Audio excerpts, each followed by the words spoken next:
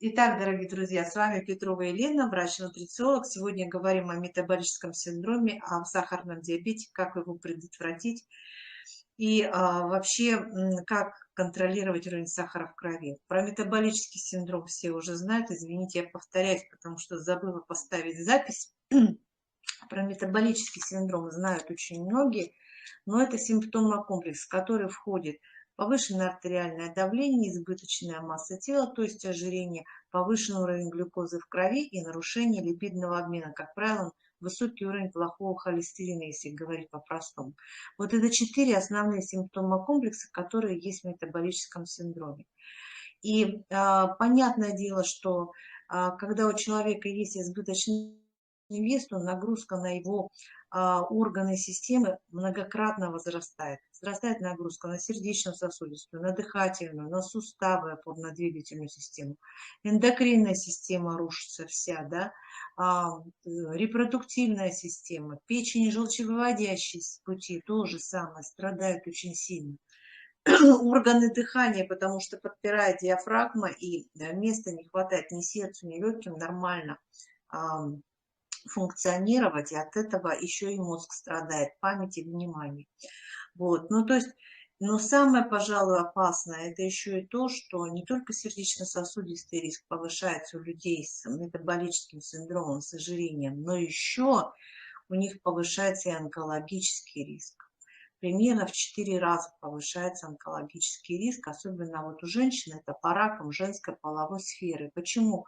Потому что сама жировая ткань способна синтезировать женские половые гормоны. То есть они там, метаболиты эти токсичные, накапливаются в жировой ткани, да, и вызывают женские дисгормонозы и изменения в гормональном фоне, которые могут привести к злокачественному перерождению.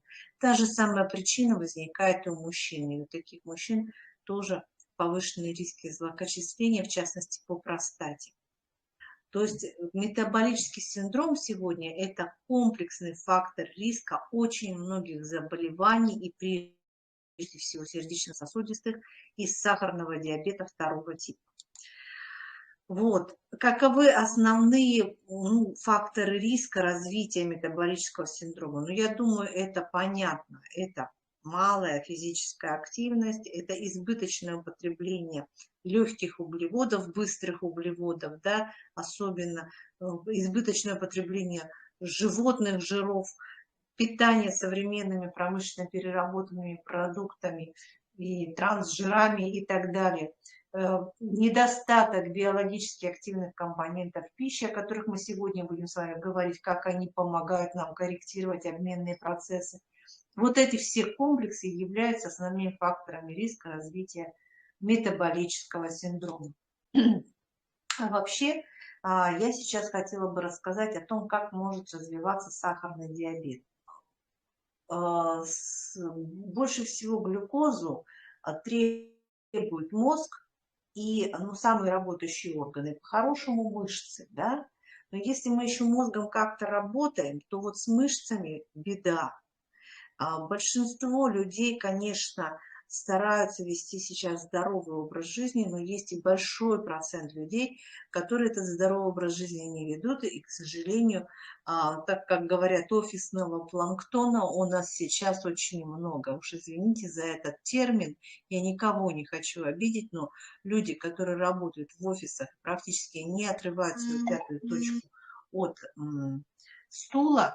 Таких людей сейчас очень и очень много, их становится все больше и больше. Ну, нам еще помог еще и дистанционка во время пандемии, да, как бы вот все это сказалось. Соответственно, когда мышцы не работают, то в них начинают закрываться так называемые глюкозные каналы. Ведь через глюкозные каналы глюкоза проникает внутрь клетки. А это самый легкий, самый доступный субстрат энергии для наших клеток. И вот если мало мышцы двигаются, то в клетках мышц начинают закрываться глюкозные каналы. Вот. И что происходит тогда? Глюкоза не может попасть внутрь клетки. Вроде бы глюкозы в крови начинает много плавать, да, а в клетке ее не хватает, и клетка испытывает энергетический голод, и клетка просит кушать. И ваш организм из-под тоже начинает просить кушать. Казалось бы, вроде глюкоза и так высокая, а вы голодные, вам еще хочется кушать. А самый легкий вариант, так скажем, насытиться быстро, это быстрые углеводы. Но этот вариант, он быстро и заканчивается, потому что быстрые углеводы, они, как правило, насыщают на очень короткий промежуток времени. Это не мясо, например, да, или не белковая пища, которая насыщает на длительное время. Вот. И, соответственно, что происходит? Глюкоза начинает накапливаться в крови. В ответ на это организм реагирует на повышение уровня глюкозы выработкой инсулина. А инсулин вырабатывается где у нас? В поджелудочной железе, в так называемых островках Лангерганса. Это в хвосте поджелудочной железы находится. Вот там находятся гормоноактивные клетки, которые вырабатывают тот самый гормон инсулин. Кстати, для того, чтобы этот инсулин синтезировался, нужно употребление достаточного количества белка в том числе, потому что это белок, содержащий инсулин, гормон. Вот. Но там для него еще нужен и цинк, и многие другие микроэлементы, в частности, и магний, и так далее. И кальций тоже нужен, да, и селен для нормальной работы поджелудочной железы и островков Лангерганса. Но вот самое, пожалуй, главное, это, наверное, цинк. И вот, значит, тогда начинает активно вырабатываться инсулин. Задача инсулина что сделать? Протолкнуть глюкозу внутрь клетки. Такой своего рода привратник, который стоит у двери, да, и запускает, загоняет эту глюкозу внутрь клетки. Клетка получила свою глюкозу, успокоилась, есть не просит, она удовлетворила свои энергетические потребности, да, а при этом из кровяного русла глюкоза зашла внутрь клеток, и глюкоза упала в крови. Инсулин, по сути дела, снижает уровень глюкозы в крови. Но возникают поломки. Когда они возникают? Когда закрываются глюкозные каналы, когда глюкозы становится много, и в ответ на нее становится очень много инсулина. И вот инсулин, он становится уже какой-то такой, ну, я бы сказала, не сам инсулин дефектный становится, а становятся дефектными рецепторы, которые начинают реагировать с этим инсулином. Да? Вот в норме у нас же как происходит? Есть замочек и есть ключик. Да? Ключик в замочек вставили, дверца открылась, и вот через эту дверцу глюкоза пошла внутрь клетки. Вот инсулин – это тот самый ключик в замочек нашей клетки. А замочек, вот этот вот, да, это наши рецепторы. Вот если ключик с замочком подошли, дверца отомкнулась, глюкоза пошла внутрь клетки.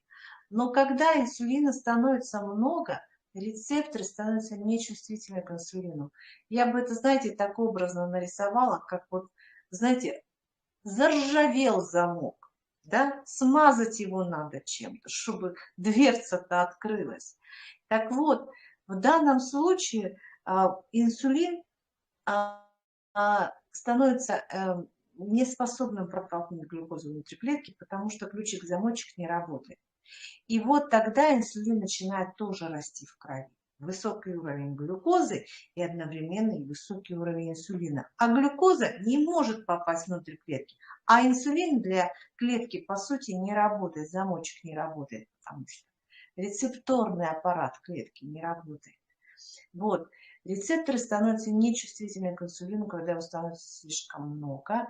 И вот в этой ситуации возникает очень опасный момент, потому что у инсулина есть обратная сторона медали. Кроме того, что он затаскивает глюкозу внутрь клетки, он еще выполняет ряд важных функций в нашем организме. Он способствует накоплению жира и холестерина.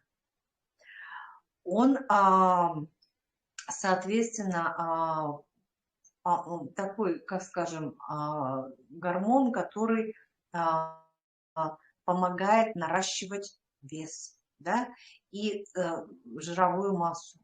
И, соответственно, это приводит к тому, что у человека появляются еще и высокие риски по сердечно-сосудистым заболеваниям, и как следствие потом их грозное осложнение, инфаркты, инсульт. Это один момент. Второй момент. Глюкоза. Глюкоза является очень высоко реактогенным веществом, и она очень легко вступает в химическую реакцию с белками нашего организма. И если, например, она проконтактировала с коллагеном, который выстилает стенки наших сосудов в том числе, да, то вот этот коллаген, он, как называется, гликозилируется, то есть с глюкозой вступает в реакцию и становится функционально неактивным. А это значит, что уже становятся именными по структуре наши сосуды. И эти сосуды становятся очень уязвимы к развитию атеросклероза. Поэтому у людей с сахарным диабетом, как правило, высоченные риски по скорости развития атеросклеротических поражений сосудов. Вот. Им вдвойне нужно следить за нормальным уровнем холестерина в крови, потому что этот холестерин быстро окисляется, потому что провоспалительных факторов в крови очень много, и свободных радикалов в крови очень много становится, и, соответственно, это все рушит наши сосуды, и сердце в том числе. Ну вот это как вариант, да, но и с другими белками нашего организма тоже функционирует глюкоза, да, поэтому она может рушить не только сосуды, она может рушить и сердце, и сердечную мышцу, и наши суставы, и много чего еще, вот, и в хрусталик глаза, да, и мозг страдает от этого тоже. Ну, в общем, высокий уровень глюкозы, он портит нам все наши ткани. Вот. И, соответственно, это неблагоприятно сказывается в плане осложнений сахарного диабета. А часто какие бывают осложнения? Сосудистые осложнения, инфаркты, инсульты, как я уже говорила. Дальше это проблемы со зрением, так называемая диабетическая ретинопатия, которая может приводить к даже слепоте, диабетическая катаракта, диабетическая нейропатия, когда страдают нервные окончания и нервные стволы, и человек начинает испытывать какие-то нарушения чувствительности. То он чувствует ползание мурашек, то у него нечувствительны вообще, как говорится, нервные окончания, и человек даже вот иногда и ходить нормально не может, потому что нет иннервации ткани адекватной, да. Я еще не сказала, какие бывают симптомы сахарного диабета. На фоне повышенного сахара крови всегда очень часто возникает жажда. Естественно, сухость кожи и слизистых. То есть вот человек часто пьет, часто мочится, но при этом идет обезвоживание тканей, да, сухость кожи и слизистых. Иногда могут быть даже какие-то трофические нарушения на коже. Общая слабость. Почему общая слабость? Потому что клетки не получают энергии. Вот. Повышенная утомляемость. Иногда это один из первых и, ну, для многих неявных симптомов сахарного диабета. Вот если вы начинаете испытывать очень серьезную слабость, вот чуть-чуть что-то поделали, и вам уже хочется прилечь, идите, сдайте сахар. Еще одна особенность. Покалывание или онемение рук и ног. Но это уже, как правило, бывает при, ну, таких уже далеко зашедших случаях диабета. Гнойные заболевания кожи, фурункулы, язвы на коже, дерматиты, нейродермиты и все что угодно. То есть часто страдает именно кожный покров, потому что очень сильно падает иммунитет кожи на фоне повышенного сахара в крови. И вот эти гнойничковые инфекции кожи, они просто, ну, становятся бичом человека иногда. И вот поэтому врачи все знают, если у человека есть гнойничковое поражение кожи, первое, что нужно сделать, это сдать кровь на уровень глюкозы. А вот натощак это делается, да, и если можно даже еще есть специальный такой тест толерантности к глюкозе, когда делают натощак и через 2 часа после еды, вот, или после глюкозной нагрузки, вот, и смотрят уровень сахара в крови после этой нагрузки. То есть он тоже не должен превышать определенных цифр.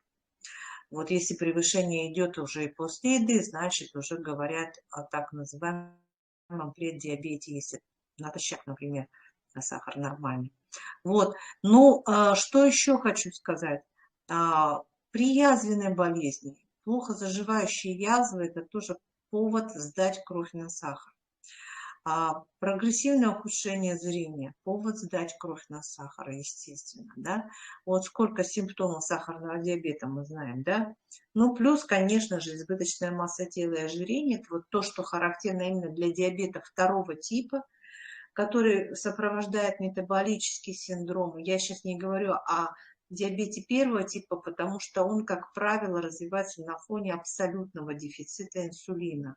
То есть поджелудочная железа его просто в силу каких-то обстоятельств не вырабатывает. Чаще всего это какие-то вирусные поражения поджелудочной железы, травмы поджелудочной железы, ну, всякие там какие-то инфекции и так далее сказываются, могут привести к этому моменту. Интоксикации какие-то серьезные, да, могут приводить к тому, что поджелудочная железа перестает вырабатывать инсулин, и тогда развивается сахарный диабет первого типа, который требует заместительной терапии инсулином, то есть инсулиновые подколки, как я говорю, да.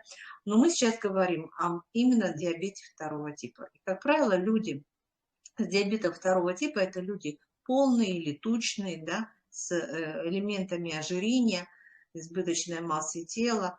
Вот. Ну, а если уже диабет декомпенсируется, то такие люди начинают худеть, потому что клетки вообще испытывают колоссальный энергетический голод.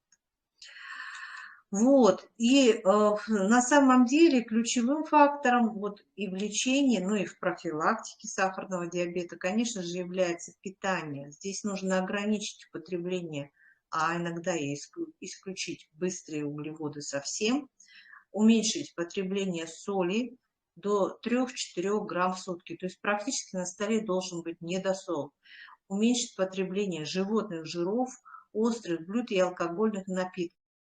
Многие не знают, что алкоголь является очень энергоемким продуктом, и он очень быстро может способствовать повышению сахара в крови.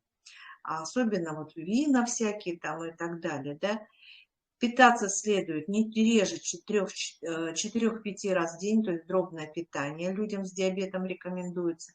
Не забывать поить свой организм водой, именно чистой водой. И, конечно же, ну, воды тут должно быть 1,5–2 литра обычно, это вот как минимум. Вот. И, конечно же, что в питании, на какие моменты в питании мы обращаем внимание. Быстрые углеводы заменяем на медленные углеводы. Медленные углеводы – это те, которые содержат в себе много растительной клетчатки. И у нас есть ряд продуктов Siberian Wellness, которые помогают нам восполнить дефициты вот этой растительной клетчатки. Это и природный нулиновый концентрат, и фитосорбенты. Ну вот он, природный нулиновый концентрат, порошочек, да. Вот это растительная клетчатка, которая сорбирует на себя быстрые углеводы в желудочно-кишечном тракте. Ну, все формы фитосорбентов тоже к этому относятся, безусловно. У нас есть всевозможные напитки, Weight Control, Pure Heart, чистое сердце, с бета-глюканами овса, которые тоже помогают сорбировать избыточное количество быстрых углеводов и таким образом замедлять всасывание этих углеводов и тормозить резкое повышение сахара в крови. Вот вообще для сосудов самым опасным является именно вот эти скачки сахара пикообразные. А чем больше быстрых углеводов, тем больше вот этих пикообразных скачков, которые бьют в первую очередь по сосудам. Вот. Безусловно, это очищение организма, и это могут быть и истоки чистоты. Я сейчас вспомнила историю, которую рассказывала мне одна женщина. Она жила в районе, имела избыточный вес и сахарный диабет. Вот, и у нее сахар был где-то в районе 13 где-то, да. И вот она начала перенимать истоки чистоты. И потом решила замерить сахар. И обнаружила, что у нее сахар резко снизился. То ли до 6, то ли до 7, сейчас уже не помню. И она была в таком восторге от применения истоков чистоты, что она пошла по деревне всем рассказывать про истоки чистоты. И у нее за 1 или там 2 дня, ну буквально 24 упаковки истоков чистоты народ купил. То есть вот настолько она была воодушевлена собственным результатом, что она просто не могла остановиться, чтобы не поделиться. Вот. И еще один важный компонент, который нам нужен в диетокоррекции, это хром. У нас есть продукт в ассортименте Siberian Wellness, который называется хром-липаза. Вот вы видите, да, вот так вот он выглядит, хром-липаза. И вот здесь в хром-липазе есть еще и экстракт элеутерокока. Вот элеутерозиты, они, компоненты элеутерокока, обладают уникальной способностью. Они помогают превращаться энергии, внутриклеточной энергии, которую получила клетка, когда получает глюкозу, не в жиры превращаться, а вот именно в энергию, да? То есть чтобы предотвращать образование отложений жира. Но что касается хрома, ну вот я говорила про глюкозные каналы и про то, что инсулин не может протолкнуть всю глюкозу вот внутрь клетки, и рецепторы становятся нечувствительны. Так вот, было выяснено, что есть некий фактор толерантности к глюкозе, это такое белково-минеральное соединение, я бы так сказала, активным центром которого как раз является хром. И вот этот вот фактор толерантности к глюкозе, он выполняет роль помощника инсулина в плане проталкивания глюкозы внутрь клетки.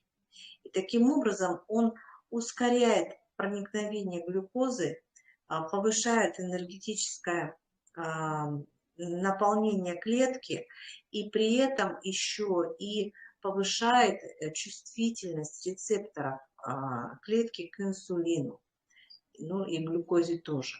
И таким образом хром вот это вот такой вот важный компонент, который этими свойствами обладает. И, кстати говоря, проводились многочисленные исследования и рандомизированные исследования, которые и плацебо-контролируемые, так называемые, где было показано, что употребление у диабетиков, у людей с метаболическим синдромом хрома в дозе от 200 микрограмм до 1000 микрограмм в сутки, как правило, в несколько приемов, обычно рекомендуется 2 приема, да, в день, существенно снижало показатели уровня глюкозы, инсулина в крови.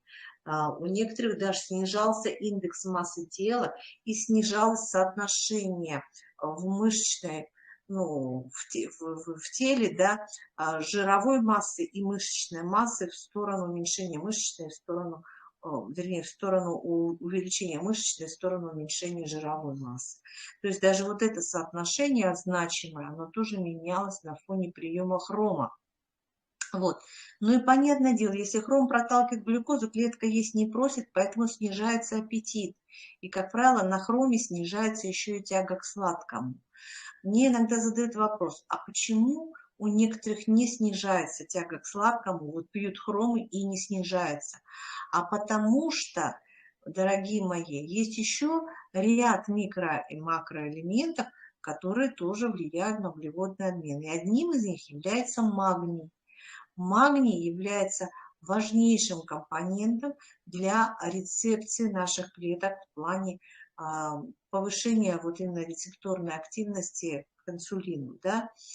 И если магния в организме не хватает, а у нас сейчас на стрессах у очень многих магния не хватает, то, соответственно, тоже будет тяга к сладкому. Поэтому кушайте, кому не хватает, вот, кому хочется и сладкого, сладкоежки, Помните не только о хроме, но помните обязательно о магнии. Вот это тоже очень важно. Дальше.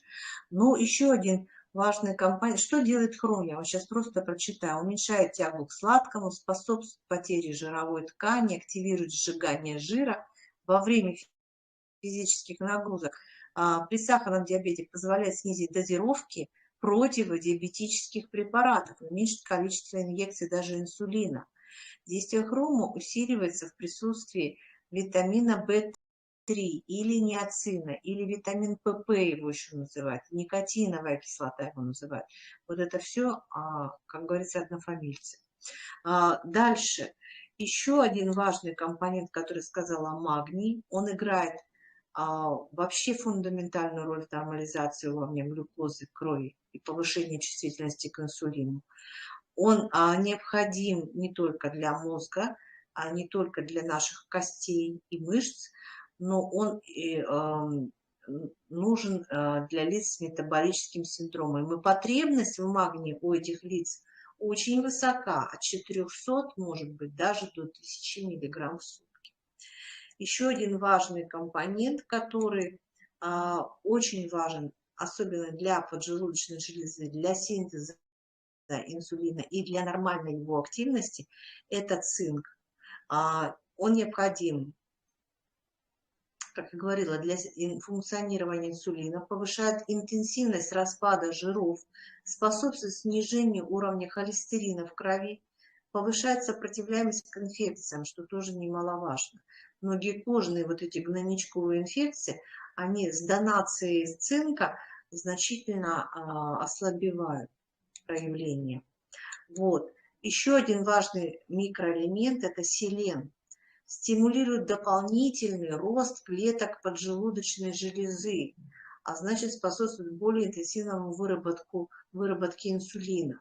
Улучшает потребление глюкозы тканями, снижает вот эту самую инсулинорезистентность. Вот я хотела объяснить, что такое термин инсулинорезистентность. Это когда рецепторы клеток не чувствуют инсулин, когда ключ с замочком вроде как вошли, да, друг в друга, а не проворачиваются, и дверца не открывается, глюкоза в клетку не попадает. Вот это и есть, называется инсулинорезистентность. И она очень часто развивается у людей с избыточной массой тела или с абдоминальным типом ожирения, как проявление вот этот вот, как говорится, пояс смерти на животе. Вот, дальше. Селен улучшает проникновение не только глюкозы в ткани, но и фруктозы, которая происходит без участия инсулина. И таким образом снижает энергетический голод. Вот это что касается селена. Ну, органический селен нам тоже очень важен. Теперь дальше. Про пик немножечко еще скажу. Инулин, который является активным компонентом пика, повышает чувствительность к инсулину, снижая уровень сахара в крови, улучшает липидный углеводный обмен, нормализует выработку собственного инсулина клетками поджелудочной железы, регулирует обмен жиров, снижает риск возникновения сердечно-сосудистых заболеваний, укрепляет иммунную систему. Вот.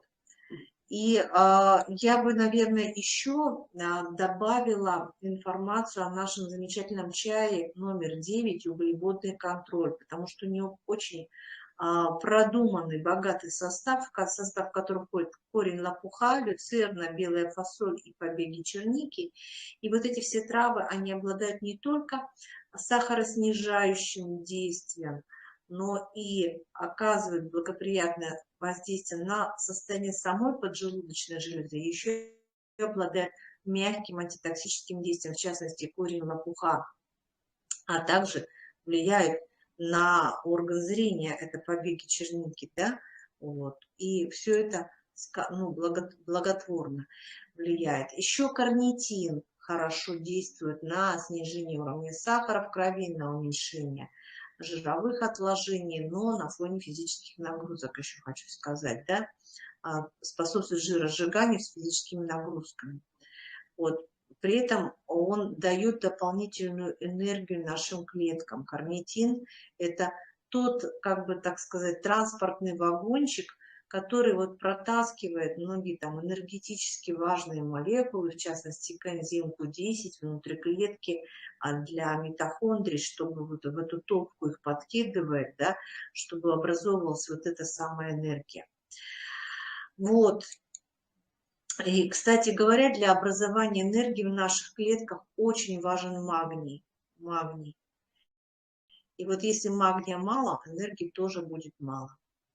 Вот. Еще я бы, наверное, сказала о липидных комплексах, и в первую очередь об омега-3 полиненасыщенных жирных кислотах, которые нам крайне нужны тоже, потому что они встраиваются в мембраны наших клеток, и от количества вот этих омега-3 кислот в составе мембран зависит текучесть мембраны.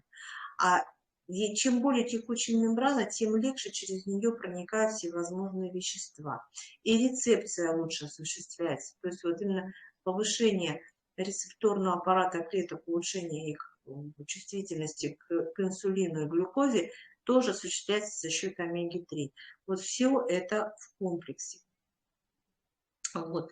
Поэтому смотрите, сколько эффектов. По сути дела, профилактикой сахарного диабета является диетотерапия с большим содержанием биологически активных веществ. Я еще забыла сказать про витамины группы В, которые играют колоссальную роль как при сахарном диабете, так и для профилактики в том числе. Да? Регулярные физические нагрузки, защита от стресса. Вот все это в комплексе будет благотворно влиять на нашу поджелудочную железу и на наш обмен веществ. Вот, а теперь давайте с вами, вот я перечислила те компоненты, которые нам могут помогать, да, в плане коррекции. А теперь давайте попробуем составить несколько оздоровительных программ, которые бы нам помогли, вот, ну, как в какой-то степени отрегулировать вот обменный процесс. И программа минимум у нас самая-самая простенькая, самая недорогая. И я ее называю программа для пенсионеров. Ну, потому что люди пенсионного возраста далеко не все имеют финансовые возможности. Но вот самую минимальную программку они себе смогут позволить. Это природный инулиновый концентрат. Вот он, да. Это чай, углеводный контроль. И, безусловно, омега-3.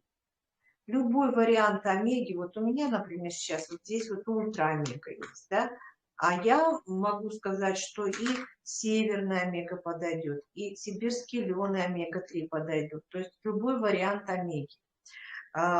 Пожалуйста, вот эти 3 продукта обойдутся в 1130 рублей в месяц всего лишь. И это около 30 баллов, точнее 29,3 я тут посчитала. Ну, можно еще дополнить, например, действие там эпамом каким-нибудь, да, вот, чтобы уже, или там адаптовитом. Можно и такой вариант еще придумать. Вот это будет программа минимум. Есть программа медиум. Ну, или, скажем, такая облегченная программа, но не совсем уже минимум, да, это тоже пик чая и омега, но я еще сюда добавляю мегавитамины. Почему мегавитамины? Потому что в них содержится 8 микроэлементов, в том числе выше указаны цинк, магний, кальций, селен. Вот все это там есть, и все витамины группы В, о которых я говорила, и не только витамины группы В, но и А, и С, и Е, и Д, и ПП, и так далее. Ну, в общем, все эти витамины присутствуют в мегавитаминах. 12 витаминов, 8 микроэлементов. И как бы мы таким образом дозируем через мегавитамины организму, покрываем необходимые потребности. Вот, это второй вариант. И стоимость такого комплекса, еще раз повторю, пик, чай, омега и мегавитамины 2080 рублей, и это уже 56 баллов.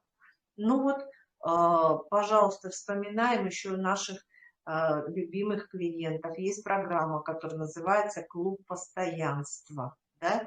И если наш клиент любимый делает 50 баллов 6 месяцев подряд, то начиная с 7-го месяца и в течение полугода он может еще и получать подарки от компании из самых хитовых продуктов. Перечень прилагается. И вот, короче говоря, это вот второй вариант программки Light, да. Есть программа, ну, уже не совсем Light, уже такая хорошая программа, прямо вот такая увесистая, я бы сказала, да, на 100 с лишним баллов, вот, которая включает в себя тот же природный нуриновый концентрат, хромлипазу, я уже о ней сказала, вот он, да. Дальше L-карнитин, омегу-3 и мегавитамины. Вот уже новый комплекс, который вытягивает на 4080, и это 102 балла. Но и есть программа «Максимум». Программа «Максимум», в которую я включаю глюкобокс. Глюкобокс – это, в общем-то, инновационный такой продукт, удивительный, который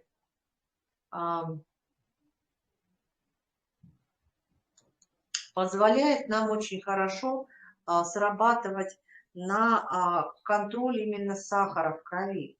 Почему? Потому что там содержатся особые компоненты, причем инновационные, высокотехнологичные, в частности, от компании Naturex, там нужениды из ясеня и флоридзин из яблочек, да, и вот эти два вещества, они, во-первых, помогают лучше усваиваться глюкозы клеткой, а кроме этого они еще помогают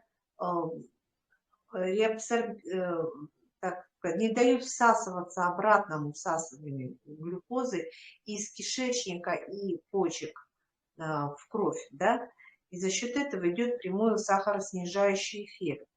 Плюс ко всему, там содержатся бета-глюканы овса, которые обладают способностью не только связывать лишние быстрые углеводы в кишечнике, но и еще помогают нормализовывать микрофлору кишечника. А нужно помнить, что микрофлора тоже, перерабатывая углеводы, перерабатывая нашу пищу, вырабатывает какое-то количество углеводов, да, и как бы добавляет нам глюкозную нагрузку вот эту, да. Так вот, благодаря нормализации микрофлоры кишечника мы таким образом и клетчатки, вот этих бета-глюканов, мы уменьшаем всасывание глюкозы из кишечника. Вот, ну и природные компоненты, которые благотворно влияют на вообще весь обмен веществ, скажем так, да. Вот все это есть в глюкобоксе, такой очень мощный комплекс. И, кстати, по нему отзывов много хороших. Вот у меня, например, сноха, она страдает сахарным диабетом, жена брата, и у нее сахар бывает тогда достаточно высокий, 12, 13, и даже иногда было повышено стрессом, да, вот. Она начала принимать глюкобокс, и у нее сахар ниже 10 стал. Ну, в общем, 9, там, когда-то 10, ну, в общем, выше 10 он у нее не поднимается. То есть вот результат действия глюкобокса, действительно эффективно. Плюс ко всему, я бы вот к программе «Максимум», кроме глюкобокса, еще бы добавила, набор есть у нас такой, называется «Супер Change». Вообще, очень выгодное сочетание витаминных комплексов с омегой-3. И вот набор Super Change из спортивной линейки, который, как я говорю, собирала, компоновала всемирно известная фигуристка Евгения Медведева для нас, наш бренд-амбассадор. Так вот, этот самый комплекс, он содержит мегавитамины и омегу-3 ультра. Вот. Собственно говоря, что брать их по отдельности, что в наборе, это будет примерно одинаково по цене и по балловому наполнению, если что. Но просто очень удобно скомпоновано, когда берешь сразу в красивой коробочке, значит, и ты уже получаешь все сразу, все, что ты хочешь. Так вот, сочетание глюкобокса плюс набора Super Change составляет по сумме 5200 рублей, и это 137,2 балла. Вот это вот уже будет хорошая такая программа «Максимум», которая будет содержать все витамины, и омегу-3, еще и глюкобокс. Вообще шикарный будет комплекс, я считаю. Но вот это вот то, что я вам сегодня хотела, дорогие друзья, рассказать. И вот прям дала программы медиум, минимум, максимум и так далее. Да?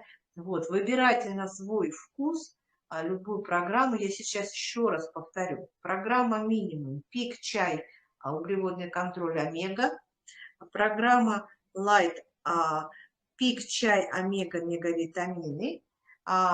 Программа уже супер Light, я бы так сказала, пик хромлипаза, L-карнитин, омега, мегавитамины.